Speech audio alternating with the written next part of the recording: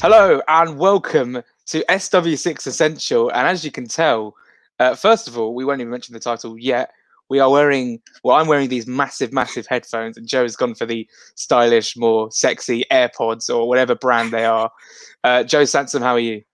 Yeah, I'm very good. Yeah, slight size difference between the headphones, but fingers crossed the sound's a bit better than it has been. Uh, well, yeah, Size does not matter, so we should be all right. as if right now we are talking over each other, which sometimes is the reason that the audio cuts out when you're on Zoom or on StreamYard. It happens, but I think wearing headphones, this could be statements that precede unfortunate events, but wearing headphones or earbuds or whatever will cut out that audio echo, so you can basically hear everything we say all the time. So we'll obviously be using this from now on, and hope that is the case when I come to edit this in about an hour's time. So, as you could tell by the title, SW6 Essential, Fulham and penalties, and on-the-spot discussion, which is a little bit of a pun that I came up with this morning. Joe, we lost to Everton 3-2.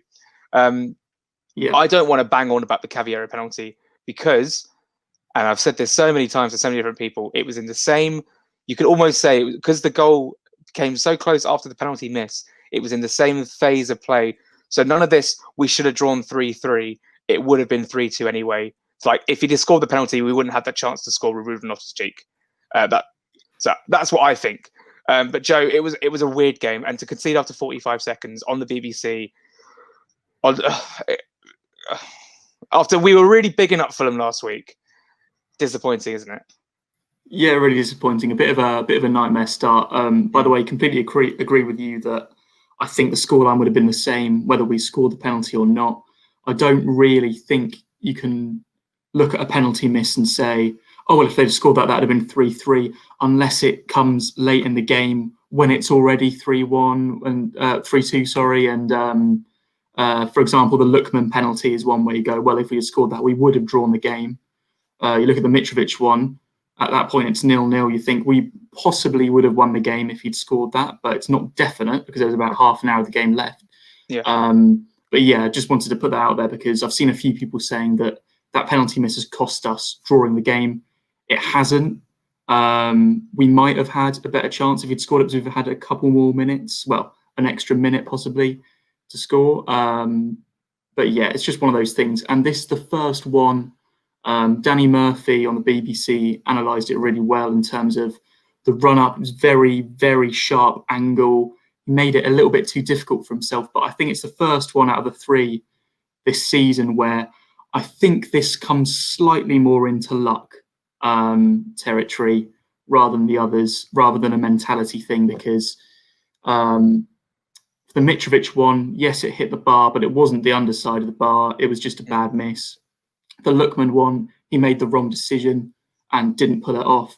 And this one, he slipped. The keeper went the other way. If he doesn't slip, he scores. So it's one of those things, but we need to talk about penalties because it is starting to get slightly 2016-17 vibes. Yeah, we're going to come on to 2016-17 in a bit, but what is Cavallero doing? Like, you can tell before the penalty is going to be taken that it's not going to go. The angle is so odd, and it's so anti-penalty run-up angle. I've never seen anything like it. And then I think something was similar happened in the Championship this weekend with Middlesbrough. Their penalty slipped and it came off. And the free kick's given the other way to Norwich, and then they went on and scored a penalty and won the game. But anyway, Cavallero's penalty, so odd. I wasn't even remotely surprised that he ballooned it over the bar, Joe. And this is a crucial point in the game when it was 3-1, get ourselves back in the game, albeit that's why I'm not too annoyed about this penalty, because 2 minutes later we score and we basically score the goal that Cavallero should have scored. So that's all I really have to say on it. We lost the game. Everton were very, very good, but I feel like we could have, if we just got our act together, the first minute of the game, we could have got a point.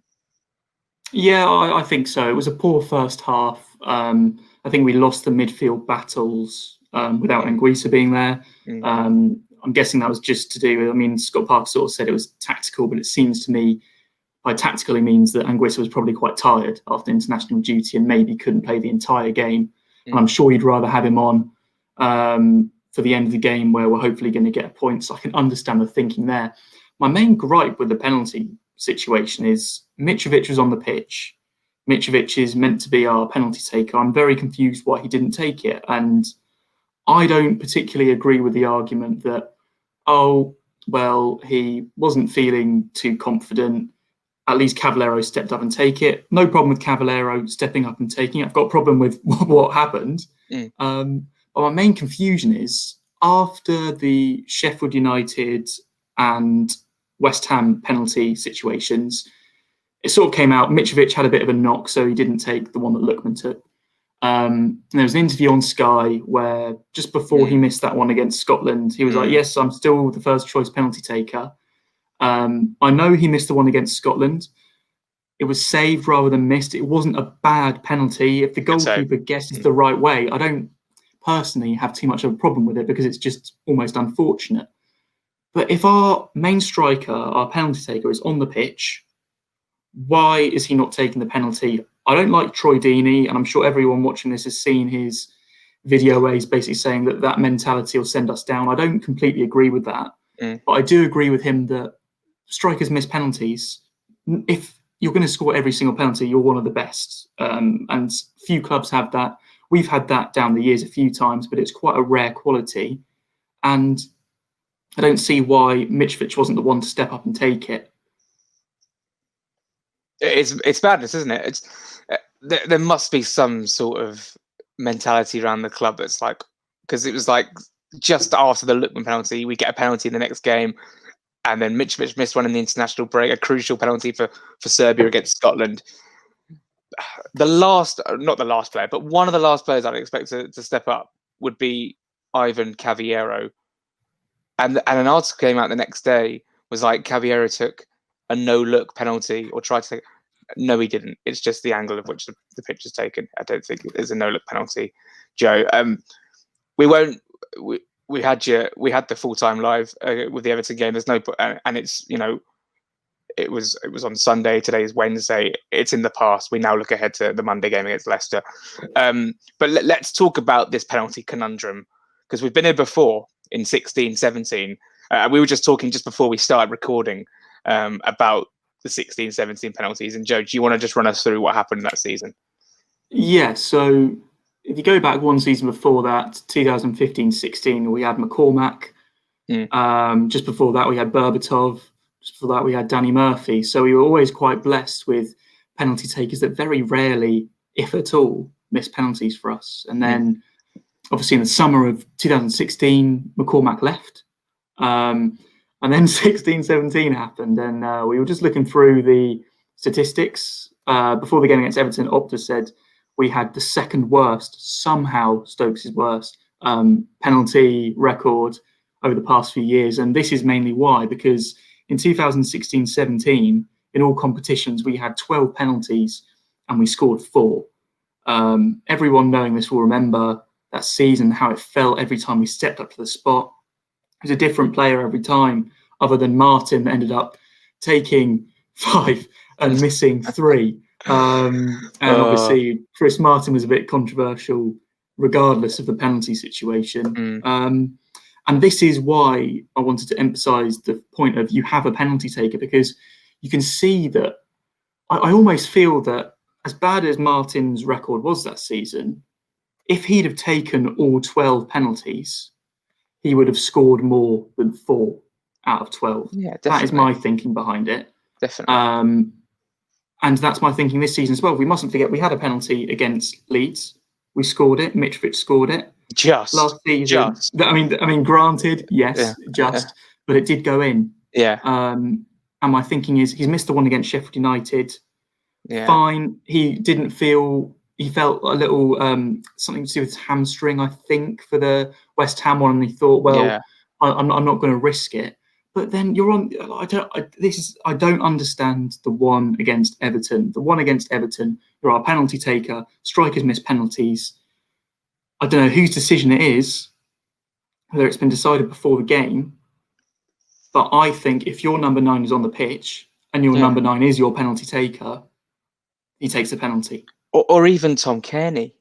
I mean, he's taken penalties for us Yeah. before. He slotted some away at Norwich away, at Huddersfield away in key games for us in that playoff losing season. And yeah, he missed a couple of that season, but I have full confidence that he could just swing a ball with his left foot into the bottom corner, no dramas. And this comes on to my next point. I tweeted after the game against Everton that we're such a drama queen of a club because a penalty is such a simple situation. It's okay. Your main striker, you get a penalty in the box, you need to score, you have your main striker or captain take it. And we seem to we don't have that concept. It's like, oh my God, who's taking, wait, we got a penalty, who's taking it? Like, why is there so much drama about this whole situation? And it's not even just the penalties, it's the way in which we defend sometimes, and some of our results, it's never dull watching Fulham. There's always something going on. And it's just it's like a soap opera. You get a penalty, a normal club like Aston Villa or Hull City or Peterborough United will get a penalty. Johnson Clark-Harris is on it, no issues. Grealish is on it, Ollie Watkins is on it, no issues. Keane Lewis-Potter for Hull City will be on it, no issues. But with Fulham, because he missed. Just pick one, pick a penalty taker, and be like, right, from now on, regardless of what happens, you are taking the penalties because we have faith in you, and we need to score goals, and we need points in this crucial season.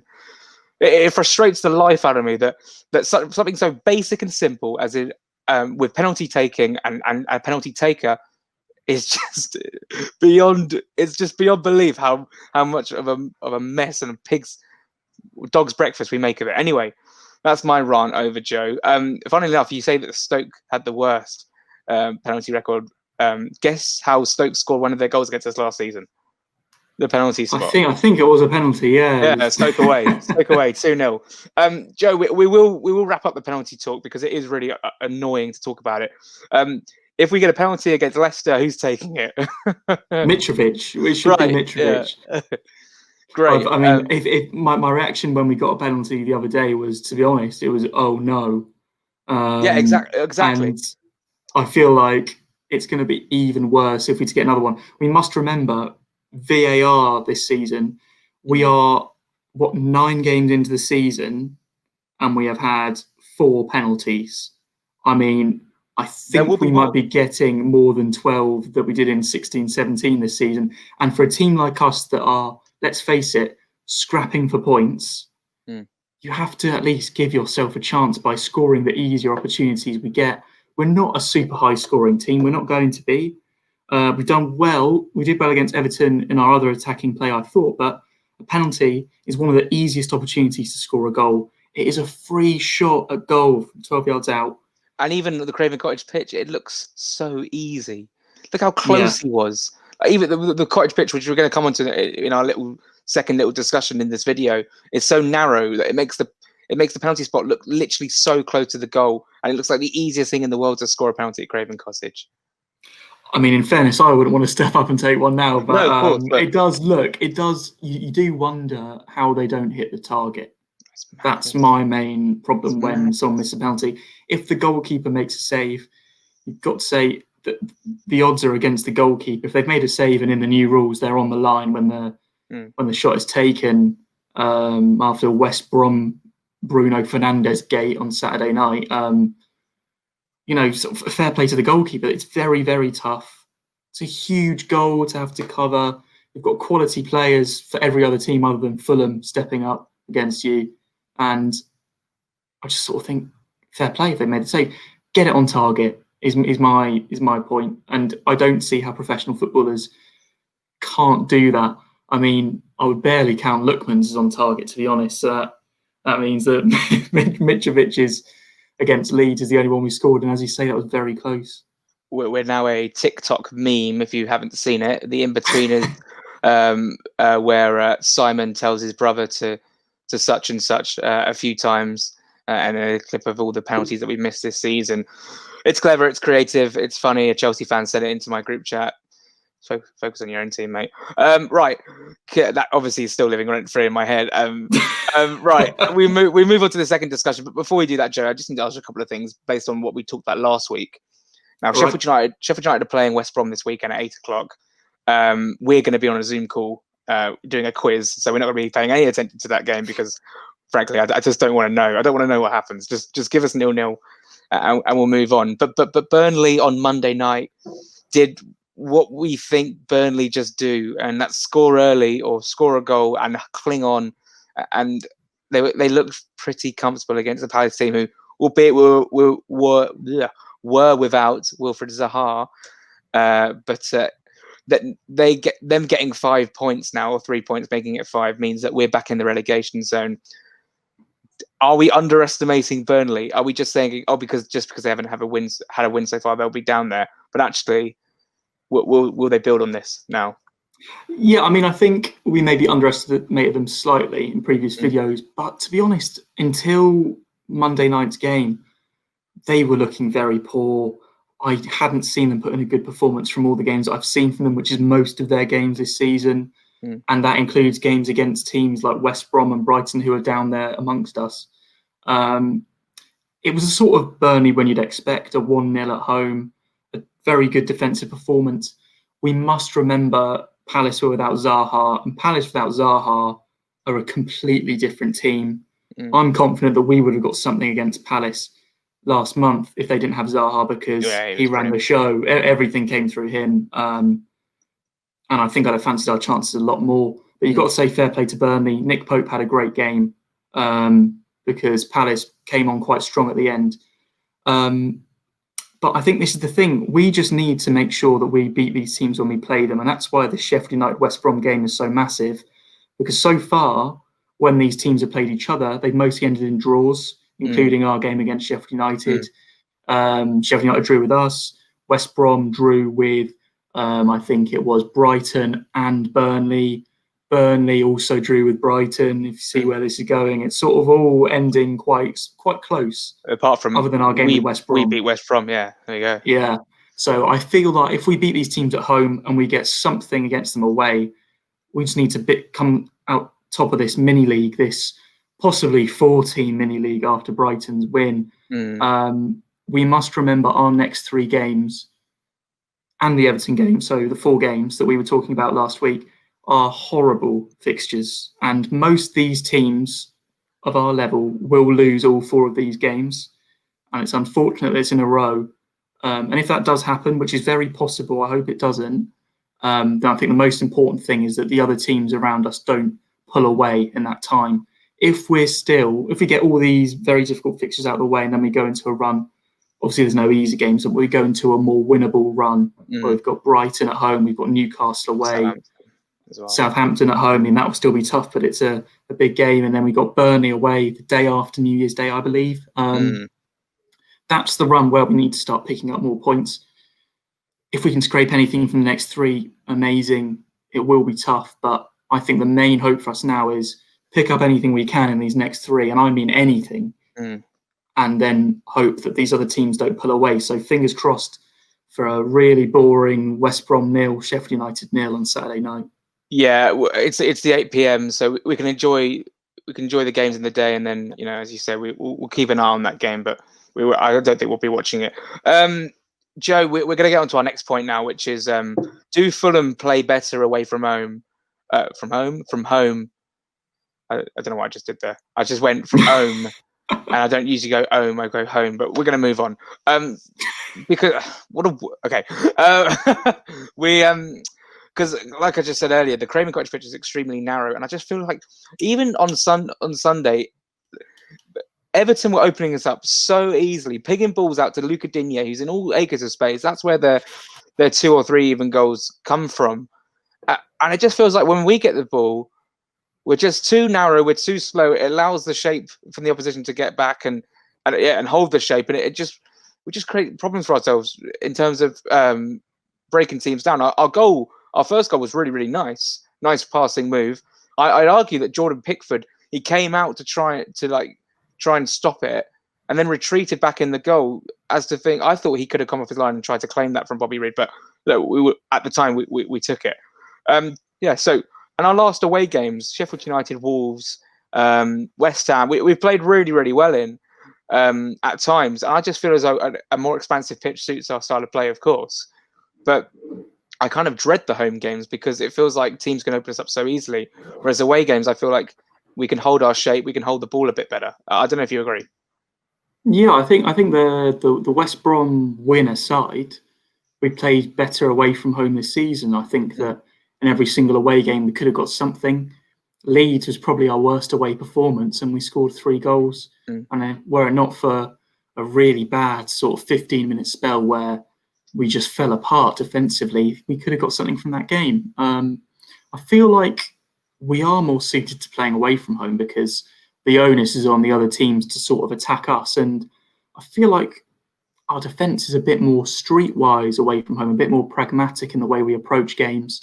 You don't really see us go gung-ho from the first whistle and try and attack teams. Of course, we try and keep the ball because that's what we do, but the West Ham away first half and Wolves away first half are good examples for me where very, very boring games, not too many big chances given away, bar a couple of moments. For example, the first 5 minutes of the West Ham game, and that was mostly shots from outside the area, where we just we take our time, we attack if there's a really good opportunity, but we don't leave ourselves too exposed.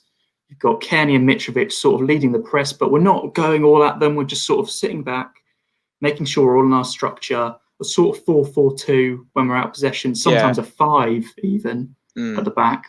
And I feel like that's how we need to approach this Leicester game, because Leicester, I think, are probably the best team away from home, possibly at all, that we faced this season, I think. They're third in the league at the moment, possibly lower than that after they lost to Liverpool. But Jamie Vardy is not a player we should be leaving any space in behind for. We learned that the hard way in the 3-1 loss there at the King Power 2 years ago, where we had quite a comfortable display and then 2 mistakes, 2 Jamie Vardy goals. And that's how I hope we approach this game. Fingers crossed we get some news on Tete, maybe Congolo. I mean, I can't see Congolo starting. I don't think he deserves to walk into the team, because I think that the first half against Everton aside, Adarabioyo and Anderson have looked a really good partnership. But I just hope that we have a more streetwise approach to this game. Bobby Reid and Harrison Reid both come out and said it was awful to concede that early goal. And I know it was an individual mistake. Well, a couple of individual mistakes sort of led to it, and then a bit of bad luck. But we can't start games like that. Well, it's Ola pushing up, and then suddenly Everton pressing us, and we're panicking, and we clear the ball and lose it. And it was just a terrible start. If just clear the ball earlier and get it up the pitch. If you're under pressure, if in doubt, put it out. That's the common saying. Joe, there's a number of things that make me slightly optimistic for this game. Everyone would have played, so we play on the Monday, so we know what we kind of need to do to maybe get outside the relegation zone or gain an advantage. Abu Kamara is back from suspension, so maybe he can have an impact off the bench or even from the starting 11. You never know. A bit of pace, especially away from home, is very much appreciated. Leicester play Thursday night. I'm not actually sure who they play. I won't go and check it now because it takes too long. But yeah, they play Thursday night, so fresh legs. We'll have the fresher legs. I'm not saying that counts for anything, but sometimes it does. You never know with Arsenal losing 3-0 to Aston Villa 3 days after a European night. It happens. And obviously that we've done the Monday, so there's that extra day's rest for Leicester. But anyway, so yeah, I'm not confident at all, really. I think Leicester are a fantastic team. They did get a bit of a drubbing by Liverpool. I don't think they played necessarily that badly. I just think that Liverpool have the superior class, and we'll be finding that out in a couple of weeks' time when we play them ourselves in our next home game. Leicester. So who would you? I think that Mario Lemina needs to come out of the team. I mean, we were bigging him up last week, but he really was quite shocking against Everton. He gave the ball away a million times. So who comes in for him, and where would you change it about?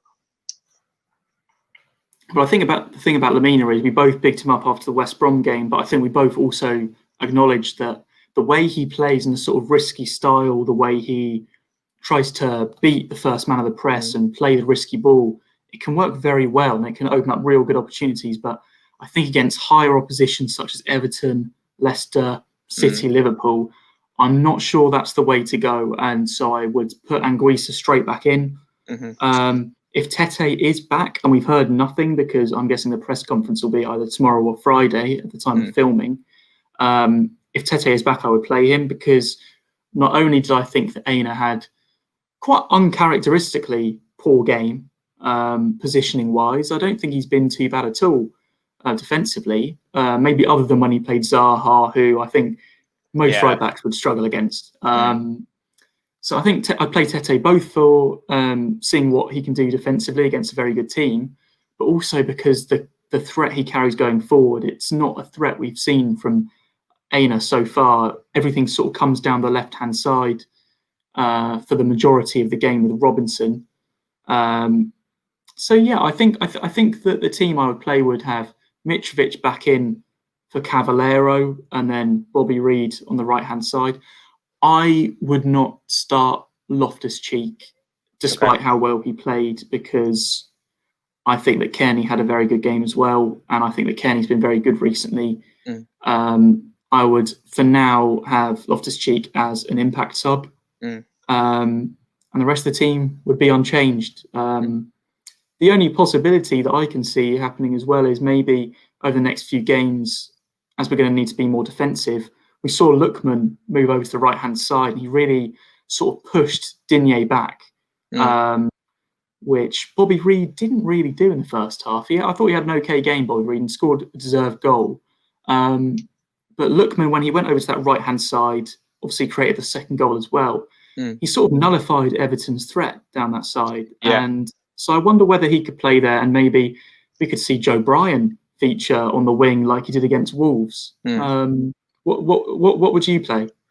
I think as an 11, let's say Tete's still out, I think I'd go Areola staying back four.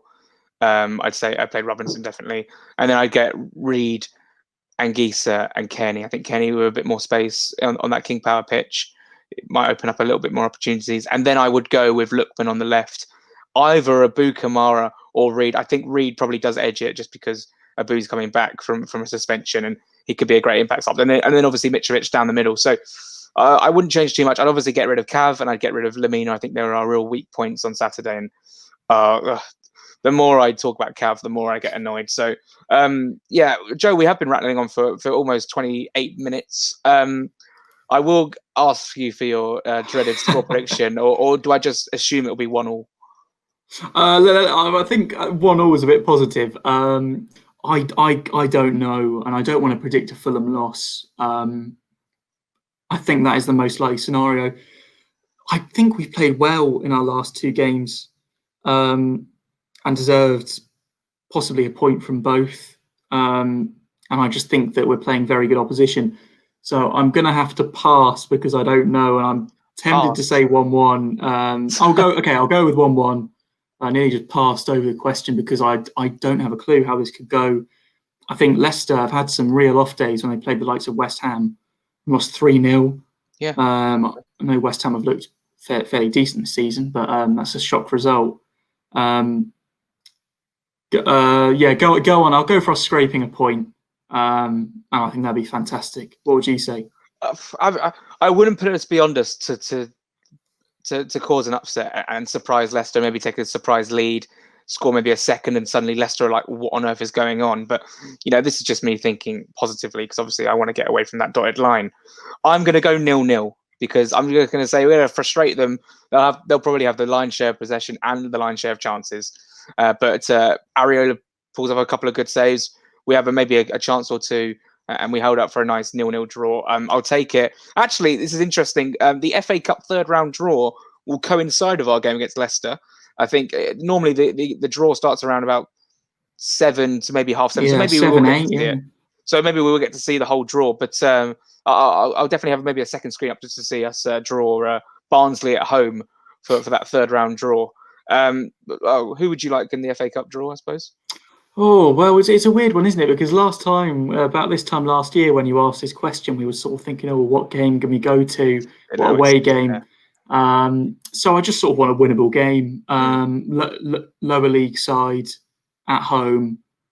I think a cup run, I don't think it's priority, but I think it can give us a bit of confidence, and hopefully as well we could see some players that we haven't seen for a while, like Hector, like Ream, that aren't probably going to be getting starts in league games anymore. Rodak as well will get another chance in goal. And I think the most important thing is to try and keep the squad all happy, because we need a squad that's together to get out of the relegation zone.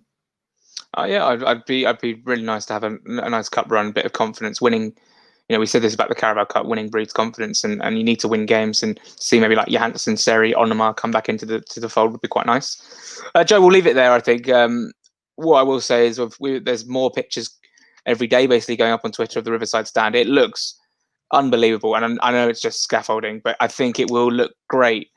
And I'm really excited for it, Joe. It seems to be taking shape quite nicely. I've never been so excited by scaffolding in my life, not even on my house. Drew Heatley always bangs on the WhatsApp group about how it's just scaffolding, but I'm going to remain positive about it, definitely. And also, of course, the fans are allowed back into grounds. Depending on the tier. So if Fulham avoid tier 1 and if Fulham are tier 1 and 2, or London, then we could be seeing fans back into the old CC. How do you feel about that? It's going to be weird, isn't it? Can I just say, nightmare first game for there to be fans allowed back into the Cottage, because Liverpool, the worst I've ever seen for sneaking fans into home areas. Yeah, but the away fans won't be allowed in the ground. Do it. No, that they won't. But I just really hope that the fans that do get in, this is something I'm quite passionate about, are the fans that have got. It's difficult, isn't it? The fans that go should deserve to go. I don't expect I'll make the cut, because I'm sure there's more than 1,500 that have been going for far longer than I have, or racked up far more points than me. But I think that it's probably going to have to be a loyalty points system for a ballot, and I think there's then going to have to be people that have gone once don't get put in the next ballot to try and even it out. Because with I think Peter Rutster wrote about how obviously it's only the Stevenage Road entrances that we can get through until the Riverside stand is completed. It's quite limited to how many we can have. Even like some grounds you can have up to 4,000. We can have about 1,500. So it's going to be really tough to get tickets, and I hope that they're reasonably priced. Maybe that's something we can touch on next week when we have a little bit more information about the tier system and maybe how the clubs will deal with it, whether it'll be loyalty points and stuff, because there is arguments on Twitter about how it should be done. And obviously it's not going to please everyone. I think we touched on this last time, that fans were about to come back in, and then we obviously that was scrapped because of coronavirus, and it escalated a little bit. But anyway, we've rattled on for an extra 2.5 minutes to talk about other things. But look, I hope everyone's enjoyed this. I hope the audio has been good. Please let us know in the comments, or obviously I'll watch it back and have a gander and have a listen to see if it's all gone smoothly. Joe, what a pleasure it's been. Yeah, loved it. Thanks, Jack. And as always, guys, if you've got any suggestions for any other topics for us to talk about, then please do let us know. Because we talked about quite a lot today. Yeah, I mean, it's quite convenient that Fulham have a lot to. We're never boring. We always have something to talk about, and hopefully next week it will be about how Ademola Lookman scored a hat trick past Kasper Schmeichel and sent Fulham into 17th. So, and also we do need to talk about next week as well. The gap, the scary gap that's emerging between 17th and 16th. Yes, because if you get cut, the 5-team mini league, we may have got that massively wrong. Apologies, we got it massively wrong, as Carragher said. But yeah, I mean, it's very early in the season. This time last year, Bournemouth was sitting pretty in mid-table. We know me and Jack are not thinking that these 4 teams are now the only 4 that are involved in any relegation scrap, but there is a gap emerging. We promise we'll just leave it on that, and we'll talk Newcastle next week, because that's the team we think that could be entering into that little mini league. Thanks very much for watching. Please like, subscribe, enjoy the Leicester game as much as you possibly can. I'll see you there for full time live. I'll be on afterwards with Dom, and I'm not sure who's on it, but I'm sure you'll join us, and I'm sure we'll be hoping for a Fulham win. Thanks, Joe. Thanks very much, and we'll see you next week. Come on, Fulham.